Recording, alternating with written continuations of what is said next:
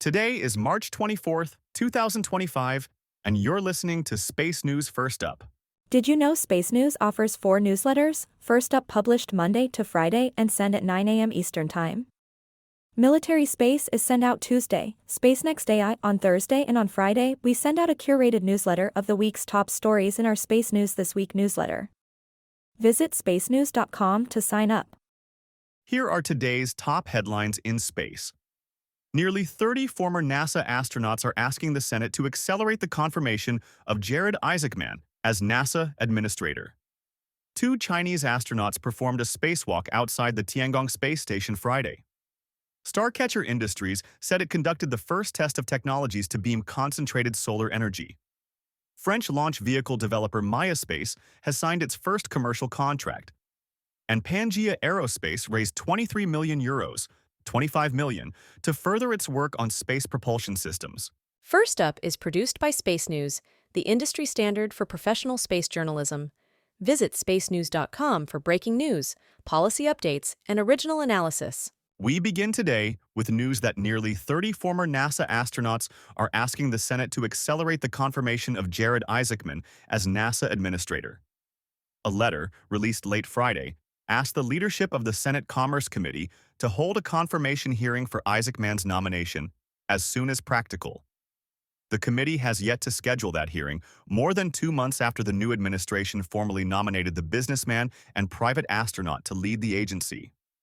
The former NASA astronauts argue that Isaacman is uniquely qualified to lead NASA at this critical juncture, given his business and spaceflight experience. 2 Chinese astronauts performed a spacewalk outside the Tiangong space station Friday. Astronauts Kai Shujie and Song Lingdong spent roughly 7 hours outside Tiangong on a spacewalk that ended at 8:50 a.m. Eastern. Kai and Song installed space debris protective shielding to the outside of the Wentian module, completing the deployment of shielding carried out across a series of missions and activities. They also installed and inspected equipment on the exterior of the station. The spacewalk was the third by the Shenzhou 19 crew, who are expected to return to Earth in about a month. Starcatcher Industries said it conducted the first test of technologies to beam concentrated solar energy. In a test in a football stadium, the company beamed concentrated sunlight more than 100 meters, successfully powering multiple off-the-shelf solar arrays. The company intends to use that technology in space to transmit beams of sunlight to spacecraft, increasing the power their solar panels can generate. Starcatcher plans another test this summer, beaming power more than a kilometer at the runway at the Kennedy Space Center. French launch vehicle developer Space has signed its first commercial contract. The company said last week it signed a deal with ExoTrail for multiple launches of that company's Spacevan orbital transfer vehicles, starting as soon as 2027. Space is developing a small launch vehicle that can place 500 to 1,500 kilograms into orbit, depending on whether the first stage is recovered. ExoTrail launched its first Spacevan vehicle on a SpaceX rideshare mission in 2023 and has contracts for additional launches with Arianespace and Isar Aerospace. Pangea Aerospace raised 23 million euros, 25 million, to further its work on space propulsion systems.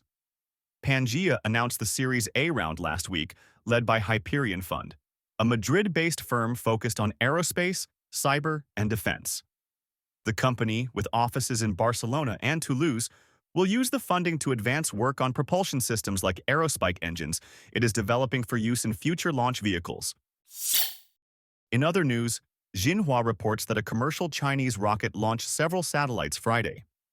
The Series 1 rocket lifted off from the Jiuquan Satellite Launch Center at 7:07 a.m. Eastern, placing into orbit 6 Yunyao-1 satellites that collect radio occultation data for weather forecasting. The launch was the second in less than a week of the Series 1, a solid-fuel small launcher operated by Galactic Energy. Politico reports that the Italian government has halted negotiations with SpaceX about use of the Starlink constellation. Guido Crosetto, the country's defense minister, said Saturday that the negotiations about a deal potentially worth $1.5 billion to provide secure government communications had come to a standstill. He claimed the pause was because of controversy surrounding statements by and about Elon Musk, SpaceX's CEO, and a senior advisor to President Trump.